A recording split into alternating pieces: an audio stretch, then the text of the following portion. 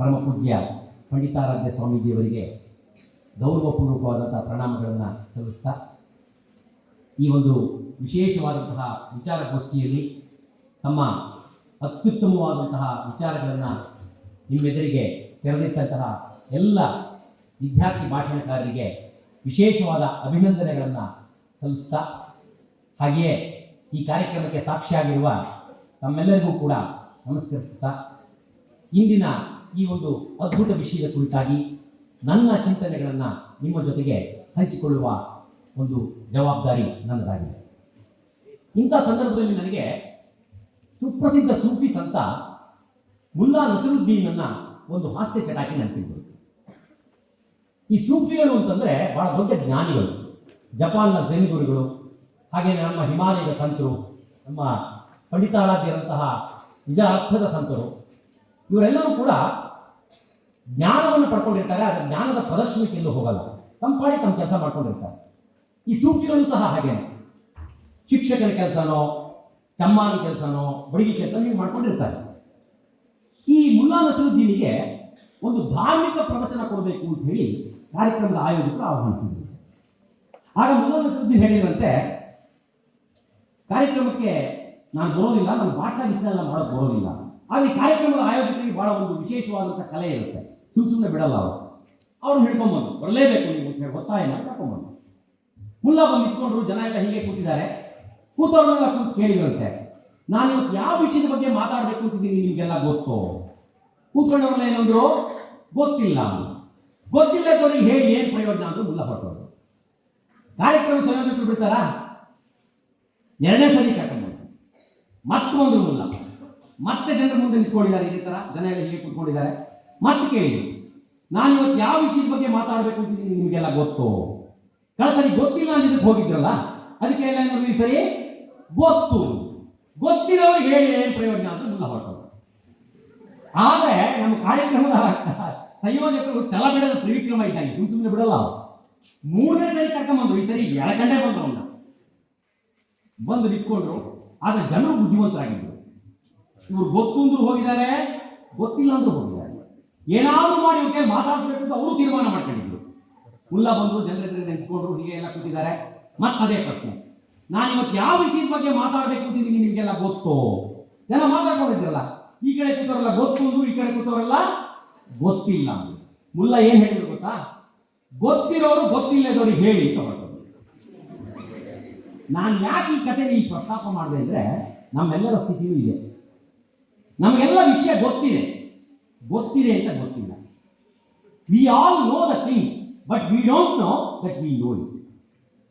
ವ್ಯಕ್ತಿತ್ವ ಅಂದರೆ ನಮಗೆ ಗೊತ್ತಿರದ ರೀತಿಯಲ್ಲಿ ನಮ್ಮ ಒಳಗೆ ಹುದುಗಿರುವ ಅದ್ಭುತವಾದಂಥ ಶಕ್ತಿ.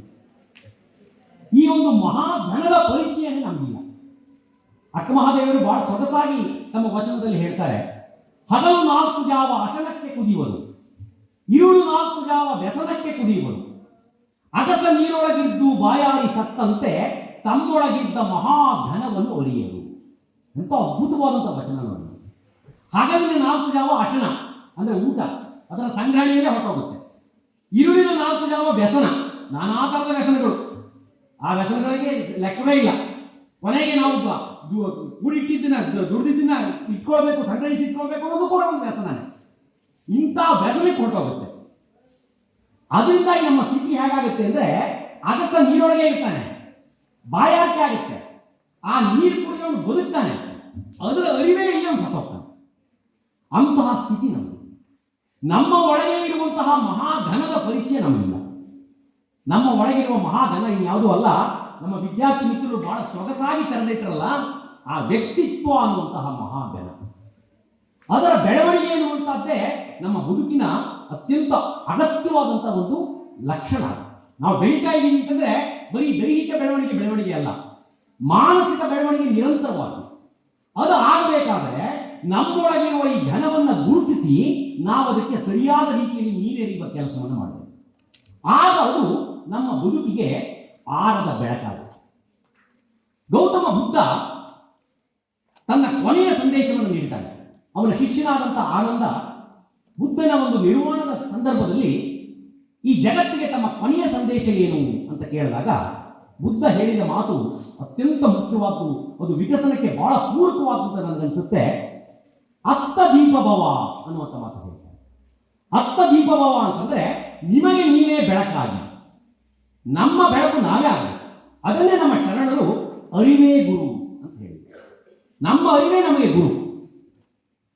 ಇದೇ ಸಂದರ್ಭದಲ್ಲಿ ಬುದ್ಧನ ಇನ್ನೊಂದು ಕಥೆ ನೆನಪಾಗಿದೆ ನನಗೆ. ಬುದ್ಧ ಸದಾ ಭಿಕ್ಷಾಟನೆಗೆ ಹೋಗ್ತಾ ಇದ್ದ ಜೋಳಿಗೆ ಹಿಡ್ಕೊಂಡು. ಇಂಥ ಸಂದರ್ಭದಲ್ಲಿ ಅವನೊಬ್ಬ ಭಿಕ್ಷುಕನ ನೋಡ್ತಾನೆ. ಒಂದು ದೇವಸ್ಥಾನದ ಎದುರುಗಡೆ ಒಂದು ದೊಡ್ಡ ಪೆಟ್ಟಿಗೆ, ಆ ಪೆಟ್ಟಿಗೆ ಮೇಲೆ ಒಬ್ಬ ಭಿಕ್ಷುಕ ಕೂತ್ಕೊಂಡು ವರ್ಷಾನುಗಟ್ಟಲೆ ಇಂದ ಅಲ್ಲೇ ಕೂತ್ಕೊಂಡು ಭಿಕ್ಷೆ ಬೇಡ್ತಾನೆ. ದಿವಸ ಹೋಗಿ ಬರ್ತಾ ನೋಡ್ತಾ ಇರೋ ಬುದ್ಧನಿಗೆ ಆಶ್ಚರ್ಯ ಆಗುತ್ತೆ. ಒಂದ್ಸರಿ ಹೋಗಿ ಕೇಳ್ತಾನೆ ಆ ಭಿಕ್ಷುಕನ, ಅಲ್ಲಪ್ಪ ನೀನು ಆ ಪೆಟ್ಟಿಗೆ ಮೇಲೆ ಕೂತ್ಕೊಂಡು ಭಿಕ್ಷೆ ಬೇಡ್ತಿದ್ಯಲ್ಲ, ಏನಿದೆ ಆ ಪೆಟ್ಟಿಗೆ ಮೇಲೆ? ಯಾರಲ್ಲಿ ಏನಿದ್ದ ಬಿಡಿ ಸ್ವಾಮಿ, ಹಳೆಯ ಪೆಟ್ಟಿಗೆ. ಎಷ್ಟು ವರ್ಷದಿಂದ ನೀನು ಇದ್ರ ಮೇಲೆ ಕೂತ್ಕೊಂಡು ಭಿಕ್ಷೆ ಬೇಡ್ತಿದ್ದಿ? ಒಂದು 30 ವರ್ಷದಿಂದ ಕೂತ್ಕೊಂಡು ಬೇಡ್ತೀನಿ ಸ್ವಾಮಿ. ಅಲ್ಲ ಅದರೊಳಗೆ ಏನಿದೆ ಅಂತ ತೆಗೆದು ನೋಡಿಲ್ವಾ? ಎಲ್ಲಿ ನೋಡಕ್ಕಾಗುತ್ತೆ ಸ್ವಾಮಿ? ಅದಕ್ಕೊಂದು ಬೀಗ ಬೇರೆ ಹಾಕ್ಬಿಡಿಯ, ಅದಕ್ಕೊಂದು ಹಳೆಯ ತುಕ್ಕಿದ ಬೀಗ ಬೇರೆ ಇದೆ. ಬುದ್ಧನಿಗೆ ಕುತೂಹಲ ತಡೆಯಕ್ಕಾಗಲಿಲ್ಲ. ಒಂದು ದೊಡ್ಡ ಕಲ್ಲು ತಂದು ಆ ಬೀಗವನ್ನು ಒಡೆದು ನೋಡಿದರೆ ಆ ಪೆಟ್ಟಿಗೆ ತುಂಬ ಸಹಸ್ರ ಚಿನ್ನದ ನಾಣ್ಯಗಳು. ನೋಡಿ, ಈ ಭಿಕ್ಷುಕ ಆ ಚಿನ್ನದ ನಾಣ್ಯಗಳ ಮೇಲೆ ಕೂತು 30 ವರ್ಷಗಳಿಂದ ನಿರಂತರವಾಗಿ ಹೋಗಿ ಬರೋರ ಹತ್ರ ಅಯ್ಯ ಅಮ್ಮ ಅಂತ ಬೇಡ್ತಾ ಇದ್ದಾರೆ. ನಮ್ಮ ಸ್ಥಿತಿಯೂ ಇದೆ. ನಮ್ಮ ಒಳಗಿರುವ ಈ ಅನರ್ಘ್ಯ ಸಂಪತ್ತಿನ ಅರಿವು ನಮಗಿಲ್ಲ. ಬೆಳ್ಳಿಯ ಬಾಗಿಲು, ಚಿನ್ನದ ದೇಗುಲ, ಒಳಗಡೆ ಬಹುಮುತ್ತು ರತ್ನ, ಬೀಗದ ಕೈ ತಂದು ಬಾಗಿಲನ್ನು ತೆಗೆಯಲು ನೀನೊಮ್ಮೆ ಮಾಡು ಪ್ರಯತ್ನ ಅಂತ ಹೇಳಿ ಕನ್ನಡದ ಹಿರಿಯ ಕವಿ ಎಸ್ ವಿ ಪರಮೇಶ್ವರ್ ಭಟ್ರು ವ್ಯಕ್ತಿತ್ವ ವಿಕಸನದ ಬಗ್ಗೆ ಬಹಳ ಅದ್ಭುತವಾದಂಥ ಮಾತನಾಡ್ತಾರೆ. ನಮ್ಮ ಒಳಗಡೆ ಒಂದು ಬೆಳ್ಳಿಯ ಬಾಗಿಲಿರುವಂಥ ಚಿನ್ನದ ದೇಗುಲ ಇದೆ, ಅದರ ಒಳಗಡೆ ಬಹುಮುತ್ತು ರತ್ನಗಳಿದ್ದಾವೆ, ನಮ್ಮ ಒಳಗಡೆ ಇದೆ.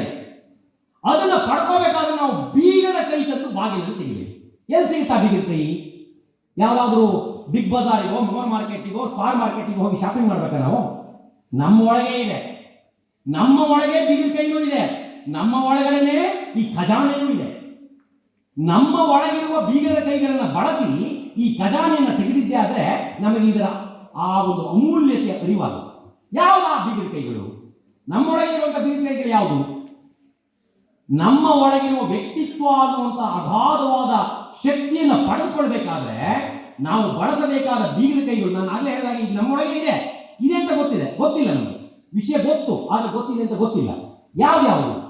ಮೊದಲನೇದಾಗಿ ನಮ್ಮಲ್ಲಿ ನಿರಂತರವಾಗಿ ಜ್ಞಾನವನ್ನು ಪಡೆದುಕೊಳ್ಳುವಂಥ ಮನಸ್ಥಿತಿ ಇದೆ. ವ್ಯಕ್ತಿತ್ವ ವಿಕಸನದ ಅತ್ಯಂತ ಮೂಲಭೂತ ಅಗತ್ಯ ಅಂದರೆ ಜ್ಞಾನದ ಹಂಬಲ ನಿರಂತರವಾಗಿರಬೇಕು. ವಯಸ್ಸು ಎಷ್ಟೇ ಆಗಲಿ ಆ ಜ್ಞಾನದ ಹಂಬಲ ಬತ್ತಬಾರದು. ಅದಕ್ಕೆ ಜ್ಞಾನ ಅನ್ನುವಂಥದ್ದು ಅತ್ಯಂತ ಅದ್ಭುತವಾದಂತಹ ಒಂದು ಮಾನಸಿಕ ಶಕ್ತಿ. Knowledge is the power. ಜ್ಞಾನವೇ ಶಕ್ತಿ. ಜ್ಞಾನಕ್ಕೆ ಸಮವಾದುದು ಯಾವುದೂ ಇಲ್ಲ. ನಹಿ ಜ್ಞಾನೇನ ಸದೃಶಂ. ಅಂತಹ ಒಂದು ವಿಶೇಷವಾದಂತಹ ಜ್ಞಾನವನ್ನು ಪಡೆದುಕೊಳ್ಳುವಂತಹ ಒಂದು ಸ್ಥಿತಿ ಇದೆಯಲ್ಲ, ಅದು ಬಂದಾಗ ನಮ್ಮ ವ್ಯಕ್ತಿತ್ವ ವಿಕಸನ ಆಗ್ತಾ ಹೋಗುತ್ತೆ. ಎರಡನೇದಾಗಿ ನಮ್ಮಲ್ಲಿ ಅತ್ಯಂತ ಮುಖ್ಯವಾಗಿ ನಮ್ಮ ಬಗ್ಗೆ ನಂಬಿಕೆ ಇರಬೇಕು, ಆತ್ಮವಿಶ್ವಾಸ. ನನ್ನನ್ನು ನಾನು ನಂಬೋದು. ಇವತ್ತಿನ ಸಮಸ್ಯೆ ಏನು ಅಂದರೆ ನಾನು ನನ್ನನ್ನು ನಂಬೋದಿರಲಿ, ಬೇರೆಯವ್ರು ನಂಬೋದಿರಲಿ, ನನ್ನನ್ನು ನಾನೇ ನಂಬಲ್ಲ. ಅದೇ ಸಮಸ್ಯೆ.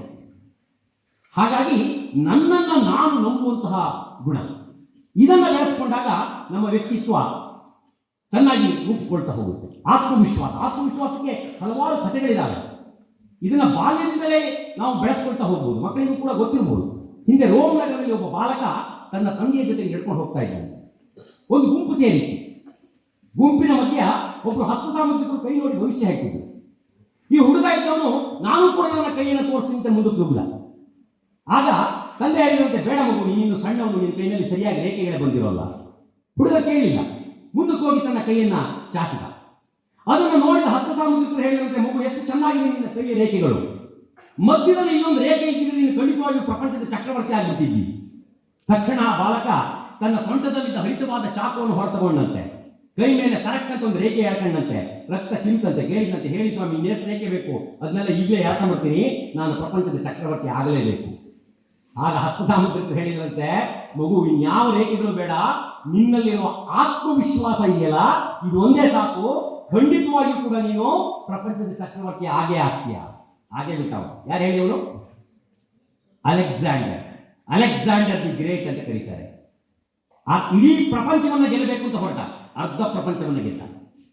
ಇದು ಸಾಧ್ಯ ಆಗಿದ್ದ ಯಾವುದರಿಂದ? ಅವನಲ್ಲಿ ಇದ್ದಂತಹ ಅದಮ್ಯ ಆತ್ಮವಿಶ್ವಾಸದಿಂದ. ಇದೇ ಕಥೆಯನ್ನ ನಮ್ಮ ಸಂಸ್ಕೃತದ ಬಹಳ ದೊಡ್ಡ ವಿದ್ವಾಂಸ ಪಾಣಿನಿಯ ಕುರಿತಾಗಿ ಹೇಳ್ತಾರೆ. ಪಾಣಿನಿ ಅಂತ ಬಹಳ ದೊಡ್ಡ ವ್ಯಾಕರಣ ಶಾಸ್ತ್ರಜ್ಞ. ಅವನು ಗುರುಗಳ ಹತ್ರ ಹೋದಂತೆ, ಗುರುಗಳ ವಿದ್ಯೆ ಕಲಿಸಿ ನನಗೆ ಅಂತ. ಅವಾಗೆಲ್ಲ ಈ ಅಡ್ಮಿಷನ್ ಕೊಡುವಾಗ ಸ್ಕೂಲ್ಗಳಲ್ಲಿ ಯಾವುದೇ ಬೇರೆ ಥರದ ಏನು ಮಾರ್ಕ್ಸ್ ಕಾರ್ಡ್ಗಳಾಗಲಿ ಅಥವಾ ಅವರ ಡೊನೇಷನ್ ಆಗಲಿ ಅದನ್ನು ನೋಡ್ತಾ ಇರಲಿಲ್ಲ. ಬದಲಿಗೆ ಅವರ ಕೈ ನೋಡಿ, ಭವಿಷ್ಯ ನೋಡಿ, ಅವರಿಗೆ ವಿದ್ಯಾರೇಖೆ ಇದೆಯೋ ಇಲ್ವೋ ನೋಡಿ ಅಡ್ಮಿಷನ್ ಕೊಡ್ತಾ ಇದ್ದಾರೆ. ಗುರುಗಳು ನೋಡಿದಂತೆ ಇವನ ಕೈಯಲ್ಲಿ ವಿದ್ಯಾರೇಖೆನೇ ಇಲ್ಲ, ಅಯ್ಯೋ ದಾಟಿ ಮುಂದೆ ಇದೆ, ನಿನ್ನ ಕೈಯಲ್ಲಿ ವಿದ್ಯಾರೇಖೆನೇ ಇಲ್ವೋ, ನೀನು ಹೇಗೆ ನಾನು ನಮ್ಮ ಗುರುಕುಲಕ್ಕೆ ಸೇರಿಸ್ಕೊಳ್ಳೋದು ಅಂತ ಕೇಳಿದ್ರು. ತಕ್ಷಣ ಪಾಣಿನಿ ಏನು ಮಾಡಿದಂತೆ ಗೊತ್ತಾ? ಗುರುಗಳ ಮೇಜಿನ ಮೇಲಿದ್ದ ಹರಿತವಾದ ಲೇಖನಿಯಿಂದ ತನ್ನ ಕೈನಲ್ಲಿ ಒಂದು ರೇಖೆಯನ್ನು ಕೊರ್ಕೊಂಡ್ಬಿಟ್ಟು ಕೇಳ್ದ, ಗುರುಗಳೇ ನನ್ನ ಕೈನಲ್ಲಿ ವಿದ್ಯಾರೇಖೆ ಮೂಡ್ತಾ? ಆಗ ಗುರುಗಳು ನಗ್ತಾ ಹೇಳಿದ್ರಂತೆ, ಇದಕ್ಕಿಂತ ದೊಡ್ಡ ವಿದ್ಯಾರೇಖೆ ಬೇಕಾ? ಈ ಒಂದು ನಿನ್ನಲ್ಲಿರುವ ಆತ್ಮವಿಶ್ವಾಸ ಇದೆಯಲ್ಲ, ನಿನ್ನಲ್ಲಿರುವ ಶ್ರದ್ಧೆ ಇದೆಯಲ್ಲ, ಇದು ಅತ್ಯಂತ ದೊಡ್ಡ ವಿದ್ಯಾರೇಖೆ. ನೀನು ಬಹಳ ದೊಡ್ಡ ವಿದ್ವಾಂಸ ಆಗ್ತೀಯ. ಹಾಗೆ ಬಿಟ್ಟ. ಆ ರೀತಿಯ ಆತ್ಮವಿಶ್ವಾಸವನ್ನು ನಮ್ಮ ಒಳಗಡೆ ಬೆಳೆಸ್ಕೊಳ್ಳಿ. ಇವತ್ತಿನ ಸಂದರ್ಭದಲ್ಲಿ ಮಕ್ಕಳು ಬಹಳ ಬುದ್ಧಿವಂತರಿದ್ದಾರೆ. ಸಮಸ್ಯೆ ಅಂತಂದ್ರೆ ಸಂಕಷ್ಟಗಳು ಬಂದಾಗ ಅದನ್ನು ಎದುರಿಸುವಂತಹ ಮಾನಸಿಕ ಸ್ಥಿತಿ ಅವರಲ್ಲಿ ಇಲ್ಲ ಆಗ್ತಾ ಇದೆ. ಗಮನಿಸಿರ್ಬೋದು ನೀವು, ಅಮೆರಿಕಾದಲ್ಲಿ ಹಿಂದೊಮ್ಮೆ ಆರ್ಥಿಕ ಹಿಂಜರಿತ ಆಗಿತ್ತು. ಎಷ್ಟೋ ಜನ ಹೈಲಿ ಕ್ವಾಲಿಫೈಡ್ ಎಂಜಿನಿಯರ್ಸು, ಬಹಳ ದೊಡ್ಡ ದೊಡ್ಡ ಪದವಿಯನ್ನು ಪಡೆದವರು ಆತ್ಮಹತ್ಯೆ ಮಾಡ್ಕೊಂಡು ಸತ್ತೋದು. ಇದಕ್ಕೆ ಮೂಲಭೂತ ಕಾರಣ ಅವರ ಮನಸ್ಸಿನಲ್ಲಿ ಆತ್ಮವಿಶ್ವಾಸದ ಕೊರತೆ. ನಮ್ಮನ್ನು ನಾವು ನಂಬಬೇಕು.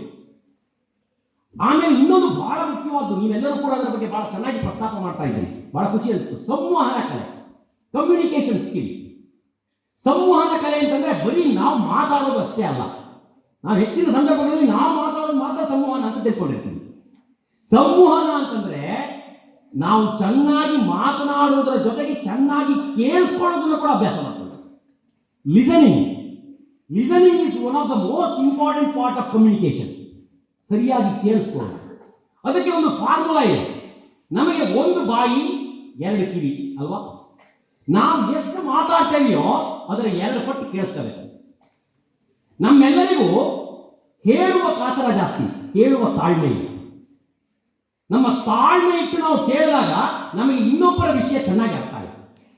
ಆ ತಾಳ್ಮೆಯ ಗುಣ ನಮ್ಮಲ್ಲಿ ಬಂತು ಅಂತಂದ್ರೆ ತಲ್ಲಣಿಸದಿರು ಕಂಡ್ಯ ತಾಳು ಮನವೇ ಅಲ್ವಾ? ತಾಳ್ಮೆ ಎನ್ನುವಂಥದ್ದು ವ್ಯಕ್ತಿತ್ವ ವಿಕಸನದಲ್ಲಿ ಇನ್ನೊಂದು ಬಹಳ ಅತ್ಯಂತ ಮುಖ್ಯವಾದ ಭಾಗ. ತಾಳ್ಮೆ ನಮ್ಮಲ್ಲಿ ಬಂದಾಗ ನಮ್ಮಲ್ಲಿ ಎಂಪತಿ ಮೂಡುತ್ತೆ.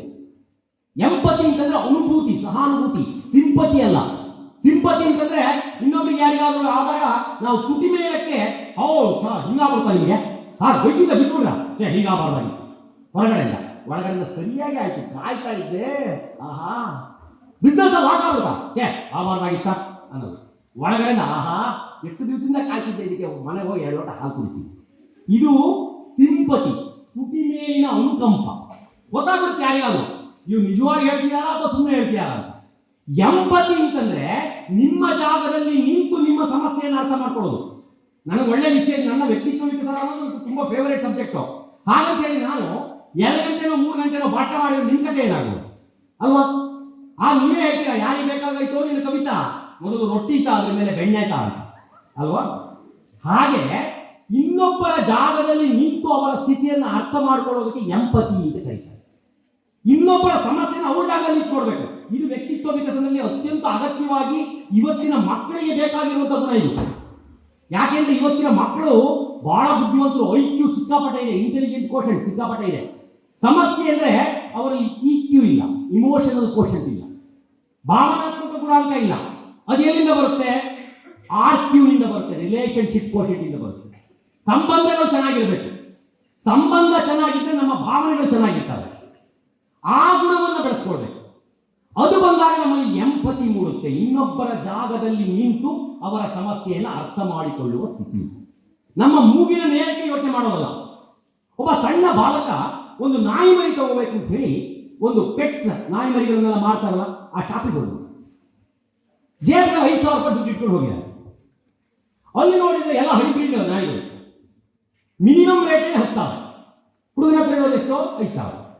ನಿರಾಶನಾದ, ಬೇಜಾರಾಯಿತು, ಹೊರಗೆ ಹೊರಟ. ಹೋಗೋ ಸಂದರ್ಭದಲ್ಲಿ ಅವನಿಗೆ ಅಲ್ಲಿ ಒಂದು ಕಾಲು ಕುಂಟಾಗಿದ್ದ ಒಂದು ನಾಯಿ ಮರಿ ಕಾಣಿಸ್ತದೆ. ತಕ್ಷಣ ಓಡ್ಬೋದ ಅಂಗಡಿ ಮಾಲೀಕರ ಹತ್ರ, ಅಂಕಲ್ ನಂಗೆ ಆ ನಾಯಿ ಮರಿ ಕೊಡ್ತೀನಿ, ನನ್ನ ಹತ್ರ 5,000 ರೂಪಾಯಿ ಇದೆ, ಈಗ ಕೊಡ್ತೀನಿ, ಇನ್ನು ಉಳಿದಿದ್ದನ್ನ ಆಮೇಲೆ ಇನ್ಸ್ಟಾಲ್ಮೆಂಟ್ ಅಲ್ಲಿ ತೀರಿಸ್ತೀನಿ. ಅಂಗಡಿಯವರು ಇವನು ಗಮನಿಸ್ತಾ ಇದ್ದ, ಇವನಿಗೆ ಭಾಳ ಇಂಟ್ರೆಸ್ಟ್ ಇದೆ ಅಂತ ಗೊತ್ತಾಯ್ತು. ಅವನಿಗೆ ಹೇಳ್ದ, ಮಗು ಬೇಡ, ಅದು ಕಾಲು ಕುಂಟಾಗಿರೋ ನಾಯಿ ಬೇಡ, ನೀನು ಸರಿಯಾದ ನಾಯಿ ಮರಿನೇ ತಗೊಂಡೋಗು, ನಿನಗೆ 5,000 ರೂಪಾಯಿ ಈಗ ಕೊಡಿ, ಇನ್ನೊಂದು 5,000 ರೂಪಾಯಿ ಆಮೇಲೆ ಕೊಡುವ. ಇಲ್ಲ ಅಂಕಲ್, ನಂಗೆ ಅದೇ ನಾಯಿ ಮರಿ ಬೇಕು, 5,000 ರೂಪಾಯಿ ಈಗ ಕೊಡ್ತೀನಿ, ಇನ್ನು 5,000 ರೂಪಾಯಿ ಆಮೇಲೆ ಕೊಡ್ತೀನಿ. ಅವನಿಗೆ ಆಶ್ಚರ್ಯ ಆಯ್ತು, ಇನ್ನೊಂದು ಆಫರ್ ಕೊಟ್ಟ. ನೀನು ನೋಡಿದ್ರೆ ಭಾಳ ಖುಷಿ ಆಗ್ತಿದೆ ಮರಿ, ನನಗೆ ಒಂದು ಕೆಲಸ ಮಾಡು, 5,000 ರೂಪಾಯಿ ಕೊಟ್ಬಿಟ್ಟು ನಾಯಿ ಮರಿ ತಗೊಂಡು ಇನ್ನು ಕೊಡೋದೇ ಬೇಡ ದುಡ್ಡು. ಇಲ್ಲ ಅಂಕಲ್, ಅದಕ್ಕೂ ಬೆಲೆ 10,000 ರೂಪಾಯಿನೇ, 5,000 ರೂಪಾಯಿ ಈಗ ಕೊಡ್ತೀನಿ, ಇನ್ನು 5,000 ರೂಪಾಯಿ ಆಮೇಲೆ ಕೊಡ್ತೀನಿ. ಅವನಿಗೆ ತುಂಬ ಆಶ್ಚರ್ಯ ಆಗೋಯ್ತು. ಕೊನೆಗೆ ಒಂದು ಫೈನಲ್ ಆಫರ್ ಇಟ್ಟ, ಫ್ರೀಯಾಗಿ ತೊಗೊಂಡೋಗ್ಬಿಡಪ್ಪ, ನೀನು ನೋಡ್ರಿ ಭಾಳ ಖುಷಿ ಆಗ್ತಿದೆ, ಟೇಕ್ ಇಟ್ ಫ್ರೀ, ತೊಗೊಂಡೋಗ್ಬಿಡು ಫ್ರೀಯಾಗಿ. ನೋವೇ ಅಂಕಲ್, ಸಾಧ್ಯವೇ ಇಲ್ಲ, ಬೇರೆ ನಾಯಿ ಮರಿಗೆ ಇರುವಷ್ಟು ಬೆಲೆ ಅದಕ್ಕೂ ಇದೆ, 5,000 ರೂಪಾಯಿ ಈಗ ಕೊಡ್ತೀನಿ, ಇನ್ನೊಂದು 5,000 ರೂಪಾಯಿ ಆಮೇಲೆ ಕೊಡ್ತೀನಿ. ನೋಡಿ ಇವನಿಗೆ ಆಶ್ಚರ್ಯ, ಯಾಕಪ್ಪ ಇಷ್ಟ ಆಟ ಮಾಡ್ತಿದ್ಯಾ, ಏನು ಕಾರಣ ಏನು? ತಕ್ಷಣ ಬಾಲಕ ತನ್ನ ಪ್ಯಾಂಟನ್ನು ನಿಧಾನಕ್ಕೆ ಮೇಲಕ್ಕೆ ರೋಲ್ ಮಾಡ್ತಾನೆ. ಅವನು ಕೂಡ ಒಂದು ಕಾಲಿಲ್ಲದ ಕುಂಟ ಬಾಲಕ. ಆ ನಾಯಿ ಮರಿಯ ಕಷ್ಟ ಏನು ಅಂತ ನಾನು ಚೆನ್ನಾಗಿ ಅರ್ಥ ಮಾಡ್ಕೊಳ್ಬಲ್ಲೆ ಅಂತ, ಹಾಗಾಗಿ ನಾನು ಅದನ್ನು ತುಂಬ ಪ್ರೀತಿಯಿಂದ ಸಾಕಬಲ್ಲೆ. ಇದನ್ನು ಎಂಪತಿ ಅಂತ ಕರೀತಾರೆ. ಇನ್ನೊಬ್ಬರ ಸಂಕಷ್ಟಕ್ಕೆ ನಾವು ತುಡಿಬೇಕು, ಸೂಕ್ಷ್ಮವಾಗಿ ಸಂವೇದಿಸಬೇಕು. ಬಸ್ನಲ್ಲಿ ಬರ್ತಿರ್ತೀವಿ, ತುಂಬ ಸಿಕ್ಕಾಪಟ್ಟೆ ರಷ್ಟು, ನಮ್ಗೆ ಸೀಟ್ ಸಿಕ್ಬಿಟ್ಟಿದೆ, ತುಂಬ ಗರ್ಭಿಣಿ ಅಥವಾ ಮಗುವನ್ನು ಎತ್ಕೊಂಡು ನಿಂತಿರುವಂಥ ಮಹಿಳೆ ಪಕ್ಕದಲ್ಲೇ ನಿಂತಿದ್ರು ನಾವು ಸೀಟೇ ಕೊಡೋಕ್ಕೋಗಲ್ಲ, ನಮ್ಮ ಪಡೆ ನಾವು ಕೂತಿರ್ತೀವಿ, ನಮ್ಗೆ ಸಿಕ್ಬಿಟ್ಟಿದೆಯಲ್ಲ. ಅವರ ಜಾಗದಲ್ಲಿ ನಿಂತು ಅವರ ಸಮಸ್ಯೆಯನ್ನು ಅರ್ಥ ಮಾಡಿಕೊಳ್ಳುವ ಗುಣ, ಇದನ್ನು ನಾವು ಬಳಸೋಣ. ಇದರ ಜೊತೆಗೆ ಇವೆಲ್ಲ ಗುಣಗಳನ್ನು ಕ್ರೋಢೀಕರಿಸಿದಾಗ, ಇವೆಲ್ಲವನ್ನು ಒಟ್ಟಾರೆಯಾಗಿ ನೋಡಿದಾಗ ಇದಕ್ಕೆಲ್ಲ ಒಂದು ಶಬ್ದ ಇದೆ, ಸದಭಿರುಚಿ ಅಂತ ಹೇಳ್ತಾರೆ. ಸದಭಿರುಚಿ, ಹೊಟ್ಟೆಗೆ ಹಾಳು ತಿಂದ್ರೆ ಹೊಟ್ಟೆ ಹಾಳಾಗೋಗ್ಬಿಡುತ್ತೆ ಅಲ್ವಾ? ಹಾಗೇನೆ ಮನಸ್ಸಿಗೆ ಇಲ್ಲ ಸಲ್ಲದನ್ನು ಕೊಟ್ಟರೆ ಮನಸ್ಸು ಕುಲುಗೆಟ್ಟು ಹೋಗುತ್ತೆ. ಮನಸ್ಸಿಗೆ ಒಳ್ಳೆಯ ಆಹಾರವನ್ನು ಕೊಡುವ ಆಲೋಚನೆ ಇದೆಯಲ್ಲ, ಅದಕ್ಕೆ ಸದಭಿರುಚಿ. ಕಟ್ಟಿಗೆಯ ಹೊರೆಯನ್ನು ಹೊತ್ತರು ತಲೆ ಮೇಲೆ ತುರುಬಿನಳು ಇರಲೊಂದು ಹೂವು, ಹೊರೆಭಾರವಾದಾಗ ಹೂವಿನ ಕಂಪಳು ಕಡಿಮೆ ಎಂದೆನಿಪುದು ನೋವು ಅಂತ ಹೇಳಿ ಎಸ್ ವಿ ಪರಮೇಶ್ವರ್ ಅವರು ಬಹಳ ಅದ್ಭುತವಾಗಿ ಹೇಳ್ತಾರೆ ತಮ್ಮ ಇಂದ್ರಚಾಪ ಅನ್ನುವಂಥ ಮುಕ್ತಕಗಳ ಸಂಗ್ರಹದಲ್ಲಿ. ಒಬ್ಬಳು ಮಹಿಳೆ ಒಂದು ಭಾರವಾದ ಕಟ್ಟಿಗೆ ಹೊರೆಯನ್ನು ಹೊತ್ಕೊಂಡು ಹೋಗ್ತಿರ್ತಾಳೆ. ಅಂತ ಸಂದರ್ಭದಲ್ಲಿ ಅವಳ ತುರುಬಿನಲ್ಲಿ ಒಂದು ಹೂವು ಇದ್ರೆ ಆ ಹೂವಿನ ಕಂಪಿಂದ ಹೊರೆಯ ಭಾರ ಕಡಿಮೆ ಆದಂಗೆ ಅನ್ಸುತ್ತೆ, ಹೊರೆ ಭಾರನೇ ಹೋಯ್ತು ಅಂತಲ್ಲ. ಹಾಗೇನೆ ನಾವು ನಾನಾ ಥರದ ಒತ್ತಡಗಳನ್ನು ನಮ್ಮ ತಲೆ ಮೇಲೆ ಹೊತ್ಕೊಂಡು ಹೋಗ್ತಿರ್ತೀವಿ ನಮ್ಮ ಜೀವನದಲ್ಲಿ ಅಲ್ವಾ? ಅಂತ ಸಂದರ್ಭದಲ್ಲಿ ಸದಭಿರುಚಿ ಎನ್ನುವ ಹೂವು ನಮ್ಮ ತುರುವಿನಲ್ಲಿದ್ದರೆ, ನಮ್ಮ ಮುಡಿಯಲ್ಲಿದ್ದರೆ, ಅದರ ಕಂಪಿಂದ ನಮ್ಮ ಒತ್ತಡದ ಭಾರ ಕಡಿಮೆ ಆದಂಗೆ ಅನಿಸುತ್ತೆ. ಆ ನಿಟ್ಟಿನಲ್ಲಿ ಸದಭಿರುಚಿಯನ್ನು ಬೆಳೆಸ್ಕೊಳ್ಳಿ. ಏನು ಸದಭಿರುಚಿ? ಸದಭಿರುಚಿ ಅಂತಂದರೆ ಒಳ್ಳೆಯದನ್ನು ಓದೋದು, ಒಳ್ಳೆಯ ಹಾಡುಗಳನ್ನು ಕೇಳೋದು, ಒಳ್ಳೆಯ ಜನರ ಜೊತೆಗೆ ಸಂಘ ಮಾಡೋದು. ಇದೇ ಗಂಡನ ದತ್ತನ ಗೋಷ್ಠಿಯ ಉದ್ದೇಶನೇ ಅದು. ಅನುಭವ ಮಂಟಪ ಅನ್ನುವಂಥದ್ದನ್ನ ಹಿಂದೆ ನಮ್ಮ 12ನೇ ಶತಮಾನದಲ್ಲಿ ಶರಣರು ಯಾಕೆ ಕಟ್ಟಿದ್ರು? ಇಂತಹ ಒಳ್ಳೆಯ ವಿಚಾರಗಳನ್ನ ಚರ್ಚೆ ಮಾಡಿ ಅದರ ಮೂಲಕ ಸತ್ಸಂಗವನ್ನು ಮಾಡಿ ನಮ್ಮಲ್ಲಿನ ಸದಭಿರುಚಿಯನ್ನು ಹೆಚ್ಚಿಸೋದಕ್ಕಾಗಿ ಮಾಡಿದ್ರು. ಆ ನಿಟ್ಟಿನಲ್ಲಿ ನಮ್ಮ ಒಳಗಿನ ಈ ಶಕ್ತಿಯನ್ನು ನಾವು ಗುರುತಿಸಿಕೊಳ್ಳಬೇಕು. ಇವೆಲ್ಲವೂ ಕೂಡ ವ್ಯಕ್ತಿತ್ವ ವಿಕಸನಕ್ಕೆ ಪೂರಕವಾಗಿ ಅಂತ ಹೋಗ್ತವೆ.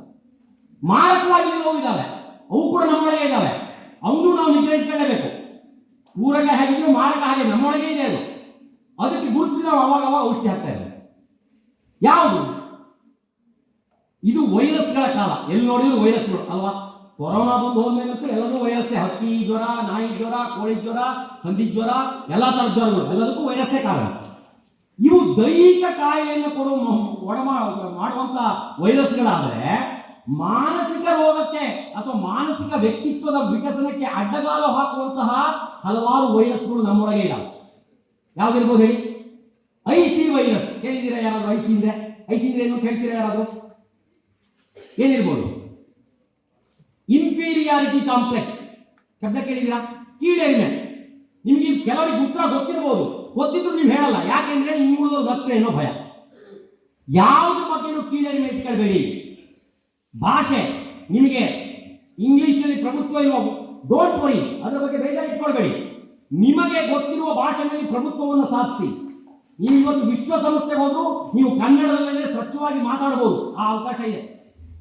ಆದರೆ ನಿಮ್ಮ ಒಳಗಿನ ಈ ಒಂದು ಇನ್ಫೀರಿಯಾರಿಟಿ ಕಾಂಪ್ಲೆಕ್ಸ್, ಕೀಳರಿಮೆಯನ್ನು ಕಿತ್ತಾಕಿ. ಎರಡನೇದು, ಇದು ಆಪೋಸಿಟ್. ಇನ್ಫೀರಿಯಾರಿಟಿ ಕಾಂಪ್ಲೆಕ್ಸ್ ಆಪೋಸಿಟ್ ಯಾವ್ದು ಹೇಳಿ? Superiority complex.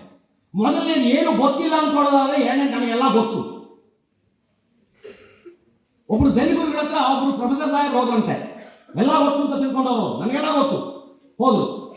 ಹೋದಾಗ ಜೈಗುರುಗಳವರು ಮುಂದೆ ಸಾಧಾರಣವಾಗಿ ಜಪಾನ್ನಲ್ಲಿ ಯಾರು ಬಂದ್ರು ಅವರಿಗೆ ಚಹಾ ಕೊಟ್ಬಿಟ್ಟು, ಟೀ ಕೊಟ್ಬಿಟ್ಟು ವೆಲ್ಕಮ್ ಮಾಡ್ತಾರೆ. ಅವರು ಇವ್ರು ಎದುರಿಗೆ ಒಂದು ಕಪ್ಪಿಟ್ರು, ಜಗ್ನಲ್ಲಿ ತುಂಬಿರುವಂತಹ ಟೀ ಇತ್ತು, ಟೀ ಹಾಕ್ತಾ ಹೋದ್ರು, ಕಪ್ಪು ತುಂಬಿತು. ತುಂಬಿದ ಮೇಲೂ ಜೈಗುರುಗಳು ಟೀ ಹಾಕ್ತಾನೆ ಇದ್ದಾರೆ. ಏನಾಯ್ತು ಈಗ? ಚೆಲ್ಲಿಕ್ಕೆ ಶುರುವಾಯ್ತು. ಆಗ ಪ್ರೊಫೆಸರ್ ಸಾಹೇಬರಿಗೆ ಸಿಟ್ಟು ಬರ್ಲಿಕ್ಕೆ ಶುರುವಾಯ್ತು. ಸ್ವಲ್ಪ ಹೊತ್ತು ನೋಡಿದ್ರು, ತಾಳ್ಮೆ ಮೀರ್ತು ಅವರಿಗೆ. ಏನ್ ಸ್ವಾಮಿ, ನೀವೇನೋ ದೊಡ್ಡ ಜ್ಞಾನಿಗಳು ಅಂತ ನಿಮ್ಮ ಹತ್ರ ಬಂದ್ರೆ ನೀವು ನೋಡಿದ್ರೆ ತುಂಬಿರೋ ಕಪ್ಪಿಗೆ ಟೀ ಹಾಕ್ತಾ ಇದ್ದೀರೋ, ಏನ್ ಕತೆ? ಆಗ ಜೈಗುರುಗಳು ಅಂತ ಹೇಳಿದ್ರು, ಈಗ ನಿಮ್ಮ ಮನಸ್ಥಿತಿ ಕೂಡ ಹೀಗೆ ಇದೆ. ನನಗೆಲ್ಲ ಗೊತ್ತು ಅಂತ ತಿಳ್ಕೊಂಡು ನನ್ನ ಮುಂದೆ ಬಂದು ಕೂತು ಬಿಟ್ಟಿದ್ದೀರಿ. ಯಾವ ಜ್ಞಾನವನ್ನು ನಿಮ್ಗೆ ಸ್ವೀಕರಿಸೋದಕ್ಕೆ ಸಾಧ್ಯ ಆಗುತ್ತೆ? ಮೊದಲು ನಿಮ್ಮಲ್ಲಿರುವಂತಹದನ್ನೆಲ್ಲ ಖಾಲಿ ಮಾಡ್ಕೊಂಡು ಬನ್ನಿ, ಅವಾಗ ಏನಾದ್ರು ಸ್ವಲ್ಪ ಜ್ಞಾನ ನಿಮ್ಮ ತಲೆ ಒಳಗಡೆ ಹೋಗ್ಬೋದು. ಸುಪೀರಿಯಾರಿಟಿ ಕಾಂಪ್ಲೆಕ್ಸ್ ಬಿಡಬೇಕು. ಮೂರನೇದು FOFOS, ಫಿಯರ್ ಆಫ್ ಫೇಲ್ಯೂರ್, ಸೋಲಿನ ಭಯ. ಈ ತಾನೇ ಮಕ್ಕಳು ಫೇಲ್ ಅನ್ನೋದ್ರ ಬಗ್ಗೆ ಚೆನ್ನಾಗಿ ಹೇಳ್ತಿದ್ರು. Failure is the first step of success. ಸೋಲೆ ಗೆಲುವಿನ ಸೋಪಾನ. ಫೇಲ್ ಅಂತಂದ್ರೆ ಫಸ್ಟ್ ಅಟೆಂಪ್ಟ್ ಇನ್ ಲರ್ನಿಂಗ್ ಅಂತ ಹೇಳ್ತಾರೆ.